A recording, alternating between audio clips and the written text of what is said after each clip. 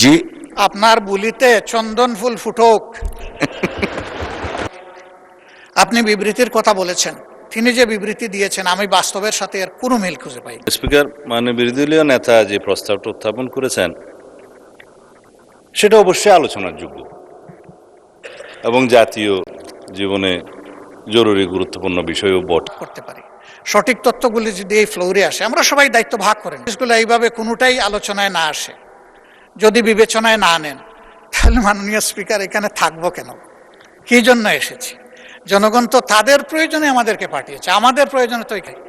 আমরা তো কাউকে দোষারোপ করার জন্য এই আলোচনায় যাচ্ছি না, আমরা বাস্তব অবস্থাটা জেনে কি করা যায় সেই বিষয়ই তো আমরা কথা বলতে চাচ্ছি। তো এখন যদি এই সুযোগই দেওয়া না হয়, তাহলে আমরা কি ধরে নেব? আমরা ধরে নেব যে জনজীবনে এখন যে প্রবলেমটা সবচেয়ে বার্নিং, এইটাই আমরা এই সংসদে আলোচনা করতে পারলাম না। এটা কি আমাদের জন্য একটা দুর্ভাগ্য হবে না মাননীয় স্পিকার? দেশের মানুষ তো প্রত্যাশা করছে। আমি নিজে এই বিষয়গুলো বাস্তবে বোঝার চেষ্টা করেছি। পত্রিকায় অনেক কিছু লেখা হয়, সামাজিক মিডিয়ায় অনেক কিছু আসে, তার কিছু বাস্তব কিছু অবাস্তব। নিজেকে বোঝার চেষ্টা করেছি আসলে কতটুকু বাস্তব, কোন জায়গায় কোন সমস্যাটা। কিন্তু সব কিছু তো ওখানে গিয়ে আমি বুঝতে পারবো না, আরও কিছু বুঝতে হবে সরকারের সংশ্লিষ্ট মন্ত্রণালয় থেকে। আপনি বিবৃতির কথা বলেছেন, তিনি যে বিবৃতি দিয়েছেন আমি বাস্তবের সাথে এর কোনো মিল খুঁজে পাইনি। তো সেই বিবৃতি দিয়ে কি হবে? এই বিবৃতিতে কি সমস্যার সমাধান হবে? একদিকে বলা হচ্ছে তেলের কোনো সংকট নাই, আরেকদিকে বাস্তবে কি ঘটতেছে সেটা তো সম্পূর্ণ ভিন্ন। এবং দেখতে যে এই নিয়ে দারুণ অসন্তোষ মানুষের মধ্যে। আমরা যদি এখানে একটু খোলামেলা আলাপ করতে পারি, সঠিক তথ্যগুলি যদি এই ফ্লোরে আসে, আমরা সবাই দায়িত্ব ভাগ করে নেব। জনগণ তো এই দেশে আমাদেরকে প্রতিনিধিত্ব করার জন্য এখানে পাঠিয়েছে, এই জনগণকে সঠিক জায়গায় আনার জন্য আমরাও দায়িত্ব পালন করতে চাই। তাইলে যদি আমাদের নোটিশগুলো এইভাবে কোনোটাই আলোচনায় না আসে, যদি বিবেচনায় না নেন, তাহলে মাননীয় স্পিকার এখানে থাকবো কেন? কি জন্য এসেছি? জনগণ তো তাদের প্রয়োজনে আমাদেরকে পাঠিয়েছে, আমাদের প্রয়োজনে তো এখানে আসেনি। সেই প্রয়োজনে যদি পূরণ করতে না পারলাম, থাকার তো কোনো সার্থকতা নাই এখানে। এই সংসদে আমরা প্রত্যেকটি সেকেন্ড ব্যয় করতেছি, এর পিছনে জনগণের রেভিনিউ তো খরচ হচ্ছে, আমাদের দায়িত্ব জনগণের কাছে। এগুলা তো আমরা আমাদের নিজস্ব সম্পদ দিয়ে গড়ে তুলিনি, জনগণের সম্পদ দিয়ে এটা গড়ে তোলা হয়েছে। আর আমরা কথাটা বলবো এই মুহূর্তের সবচেয়ে বার্নিং যে সমস্যা সেইটা নিয়ে।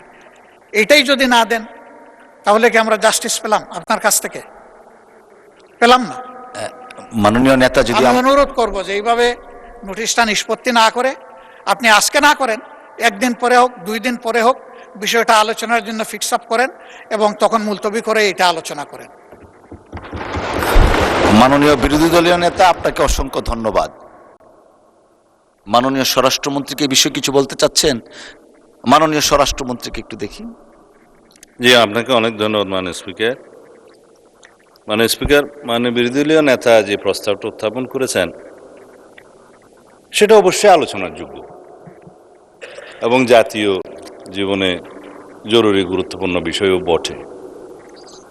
আপনি তো আলোচনার বিষয়টা নাকচ করেননি, আপনি সিদ্ধান্ত দিয়েছেন বিরোধী দলীয় নেতাকে অন্যভাবে বিকল্প প্রস্তাব দিয়েছেন যে এটা সংসদের অধিবেশন মুলতবি না করে অন্য কোনোভাবে আলোচনার সুযোগ আছে, অন্য কোনো বিধিতে। যেমন আপনি বলেছেন 300 বিধিতে মাননীয় মন্ত্রী বিবৃতি দিয়েছেন এবং এই বিষয়ে কোনো না কোনো দিন বিভিন্ন বিধিতে আলোচনাও হচ্ছে। কিন্তু যেহেতু মাননীয় বিরোধী দলীয় নেতা এই মুলতবি প্রস্তাবটা এনেছেন, এটা আপনি গুরুত্ব দিয়ে তার প্রস্তাবটা আপনি রিড আউট করেছেন। অধিকাংশ সংসদীয় রীতিতে দেখা যায়, ট্রেডিশনে দেখা যায়, ইতিহাসে দেখা যায়, মুলতবি প্রস্তাবগুলো ব্রিটিশ কালচারে অপোজিশন থেকে আসে এই জন্যেই যে ট্রেজারি বেঞ্চের কর্মকাণ্ডকে যাতে বিভিন্নভাবে বাধাগ্রস্ত করা যায়। কিন্তু কারেন্ট ইস্যুসগুলো নিয়ে এই মুলতবি প্রস্তাবের ট্রেডিশন আছে। আমাদের বাংলাদেশের সংসদীয় রাজনীতির ইতিহাস, সংসদীয় ইতিহাসে খুব বেশি হলে 2-4 বার এই সমস্ত মুলতবি প্রস্তাব আলোচনা হয়েছে। বর্তমান এই সেশনে 2টা বৈঠকে একই সেশনে 2টা মুলতবি প্রস্তাব এখানে আলোচনা হয়েছে 4 ঘন্টা, এটা ইতিহাসে অনন্য, নজিরবিহীন। এই সেশনের মধ্যে আরও একটা বৈঠকে যদি আরও একটি মুলতবি প্রস্তাব আপনি অ্যালাউ করেন, এটা প্রেসিডেন্টটা একটু অন্যরকম হয়ে যাবে। ভবিষ্যৎ সেশনগুলোতেও এটা ট্রেডিশন ফলো করার চেষ্টা হবে। সুতরাং বিষয়টি আলোচনা হোক। আমরা মনে করি এটা 71 বিধিতে নোটিশ দিলে, নোটিশ গৃহীত হলে মাননীয় মন্ত্রী তার প্রেক্ষিতে একটা বিবৃতি দিবেন এবং একটা সম্পর্ক প্রশ্ন করা যায়, অথবা 68 বিধি অনুসারে আপনি যদি অ্যালাউ করেন জরুরি জনগুরুত্বপূর্ণ বিষয়ে সংক্ষিপ্ত আলোচনা আপনি দেখবেন, ওখানে আপনি ইচ্ছা করলে অ্যালাউ করতে পারবেন। তবে কয়েকজন সদস্যকেও আপনি ইচ্ছা করলে সেটা সময় নির্ধারণ ডিস্ট্রিবিউট করতে পারবেন এবং তিনি তার প্রস্তাবটা উত্থাপন করবেন, মন্ত্রী একটা বিবৃতি দিবেন। তারপরে আলোচনা যদি মন্ত্রীর বিবৃতির পরে অথবা আগে, এখানে যেহেতু সুনির্দিষ্ট বিধিতে কিছু বলা নাই, যদি সময় নির্ধারণ করে দিয়ে আপনি বলতে পারেন, তাহলে আমরাও 2-4 কথা কন্ট্রিবিউট করতে পারবো। কিন্তু জাতীয় জীবনে যে সমস্ত বিষয়গুলো সংসদের বাইরে বিরোধী দলীয় মাননীয় নেতা বিভিন্ন জায়গায় সফর করছে আমরা দেখছি, উনি ওখানে বক্তৃতা বিবৃতিও দিচ্ছেন এবং বলছেন যে সংসদ তো সব তেল আছে সংসদে, বাইরে তেল নাই। এটা গণতান্ত্রিক অধিকার, তিনি বলেছেন, পত্রিকায় আসছে, আমরা পড়ি।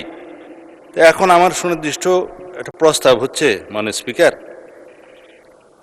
মুলতবি প্রস্তাব গ্রহণ করে সংসদের বৈঠক মুলতবি করে আলোচনার মতো এই বিষয়টি গুরুত্ব রাখে কিনা।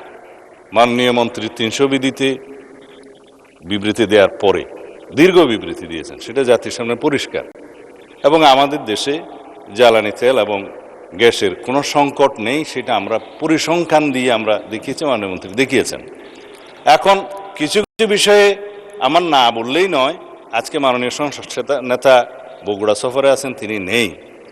তার প্রত্যক্ষ নির্দেশনায় দেশবাসীর সুবিধার্থে যাতে দ্রব্যমূল্য বৃদ্ধি না হয়, জনজীবনে কোনো দুর্ভোগ না আসে, সেজন্য আমরা একটা টলারেবল মাত্রা পর্যন্ত এই জ্বালানি তেল এবং গ্যাসের মূল্য বৃদ্ধি হতে দেই নাই, সেটা মাননীয় প্রধানমন্ত্রীর নির্দেশনায়।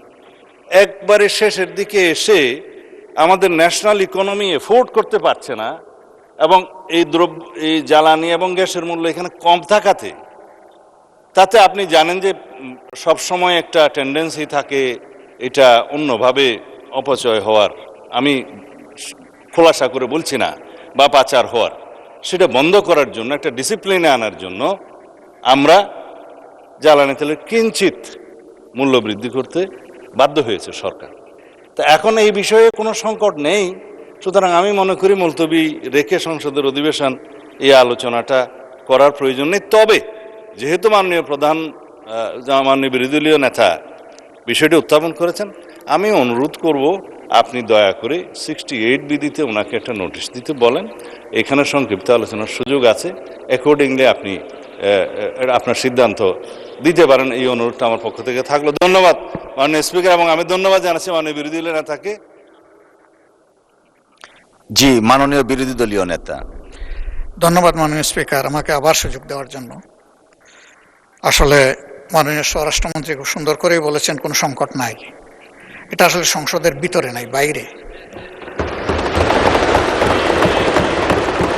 সংকটটা আমাদের সংসদের বাইরে, এবং সংকট আছে বলে খোদ হাইকোর্টের মতো ভেরি সেন্সিবল জায়গায় 2 দিন এখন এই জ্বালানি সাশ্রয়ের উদ্দেশ্যে কোর্ট হবে ভার্চুয়ালি। আপনি একসময় তার অংশ ছিলেন। সংকট নাই বলে এটা হয়েছে। আমি জাস্ট একটা উদাহরণ। উনি অনেক কথা বলেছেন, আমি এগুলা রিপ্লাই দিতে যাব না। এই সংকটটা এই সরকারের সৃষ্টি না, এটা একটা গ্লোবাল ম্যাটার, একটা ওয়ার সিচুয়েশন চলতেছে। আমরা এগুলা বুঝি, কথা বারবার আমরা বলতেছি। আমরা চাই সবাই মিলে এখানে কন্ট্রিবিউট করতে, প্রেশারটা ডিফিউজ করতে, সিচুয়েশনটাকে ইজি করতে। তাহলে সব দায়িত্বই যদি একা একাভাবে সরকারি দল পালন করে, আমরা কোনো সুযোগ পাবো না মাননীয় স্পিকার। আমরা তো এই দেশের নাগরিক, জনপ্রতিনিধি বাদ দিলাম, নাগরিক হিসাবেও তো আমাদের কিছু দায় আছে। আমরা ওই পজিটিভ অ্যাটিটিউডের জায়গা থেকেই এই আলোচনাটা দরকার বলে মনে করি। আমি ধন্যবাদ জানাই মাননীয় স্বরাষ্ট্রমন্ত্রীকে। উনি বলেছেন তারপরেও যদি আপনি গুরুত্বপূর্ণ বিবেচনা করেন ৬৮ বিধিতে আমাকে আপনি নোটিশ দেওয়ার জন্য অনুরোধ জানাতে পারেন এবং আমি সেই নোটিশটা দিতে পারি। ওখানে তো আধা ঘন্টা সময়, তো আধা ঘন্টা সময়ের ভিতরে সরকারি দল বলবে কতটুকু, আমি বলবো কতটুকু, আমরা বলবো কতটুকু। এই বিষয়টা এইরকম একটা জ্বলন্ত, ঠিক আছে 1 ঘন্টা হইতে পারে, এর মতো একটা বার্নিং ইস্যু যদি আমাদের এই আলোচনার গুরুত্বপূর্ণ বিষয় না হয়ে থাকে, তাহলে কোনটা হবে আমি ঠিক জানি না। আমি মনে করি যে এই মুহূর্তে বাংলাদেশে প্রিভেইলিং যতগুলা সমস্যা আছে এর মধ্যে সবচেয়ে গুরুতর সমস্যা হচ্ছে জ্বালানি সমস্যা, এবং এইটার সাথে সম্পৃক্ত অনেক কিছু, অনেক জিনিস। সেই গোটা অর্থনীতির চাকায় পাওয়ারের উপর নির্ভর করে। পাওয়ার জেনারেট করবে এই জ্বালানি দিয়ে। পাওয়ারের র মেটেরিয়ালস হচ্ছে জ্বালানি, গ্যাস হোক, তরল হোক, যাই হোক। আমরা এই বিষয়ে কন্ট্রিবিউশন রাখতে চাই, আমাদেরকে সুযোগ দেওয়া হোক। আমি আবার অনুরোধ করব, এটাকে আজকে আপনি ডিসপোজ অফ না করে আমার বিশেষ অনুরোধ, সংসদ নেতার প্রেজেন্সেই বিষয়টা আলোচনার জন্য আপনি 3 দিন সময়ের মধ্যে ফিক্স আপ করতে পারেন। ধন্যবাদ আপনাকে। ধন্যবাদ মাননীয় বিরোধী দলীয় নেতা এবং মাননীয় স্বরাষ্ট্রমন্ত্রী, দুইজনকে ধন্যবাদ। মাননীয় বিরোধী দলীয় নেতা, এখানে পার্টিনেন্ট বিষয় হচ্ছে আলোচনা। তো আমি দেখলাম মাননীয় স্বরাষ্ট্রমন্ত্রীও আলোচনা করতে চান, আপনার প্রস্তাবেও আলোচনা, বাট কোশ্চেন হচ্ছে হোয়েদার সংসদ মুলতবি করে হবে নাকি না করে হবে। আলোচনা কিন্তু হচ্ছে মুলতবি করা না করা কোনো বিষয় না, আলোচনা হওয়া উচিত কিনা। আর আপনি যেটা বলেছেন যে কোনো জাতীয় ইস্যুতে treasury bench and opposition should work shoulder two shoulder, এটা এখানে পেয়েছি আমরা। তো আমার মনে হয় আলোচনা হচ্ছে, বাট বিধিগতভাবে আমরা চিন্তা করলাম যে না, অল্টারনেট বিধিতে আলোচনা। যেমন দেখেন আজকে এত হারমোনিয়াস পরিবেশে প্রায় আধা ঘন্টার মতো আলোচনা অলরেডি হয়ে গেছে। সো এই আলোচনাটাই কন্টিনিউ আমরা করতে পারি। আর একটা বিধিতে আমি এটা আগেও একটু দেখে রেখেছি, সংসদকে মুলতবি করে আলোচনা না করে এই আলোচনাটাই আমরা সংসদের চলমান অবস্থা সাধারণ আলোচনা নিয়ে যাই। সময়ের প্রেক্ষিতে এটা আমরা আলোচনার ভিত্তিতে আধা ঘন্টার জায়গায় 1 ঘন্টা করতে পারি, 1.5 ঘন্টা করা যেতে পারে, বাট মুলতবি না রেখে। আচ্ছা ঠিক আছে, 1 ঘন্টার মধ্যে আমরা করলাম।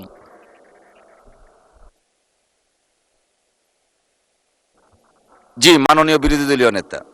ফুল ফুটুক, জি আপনার বুলিতে চন্দন ফুল ফুটুক। আপনি শেষে বলেছেন 1.5 ঘন্টা, আমি মেনে নিলাম যে মাননীয় বিরোধী দলের নেতা, আপনারটাই কবুল, আপনি মেনে নিলাম। মেনে নিয়ে আমরা ইনশাল্লাহ কালকে নোটিশ দিব, আপনি আমাদেরকে সুযোগ করে দিবেন। তবে সংসদ নেতার প্রেজেন্সে আমরা এই আলোচনাটা করতে চাই।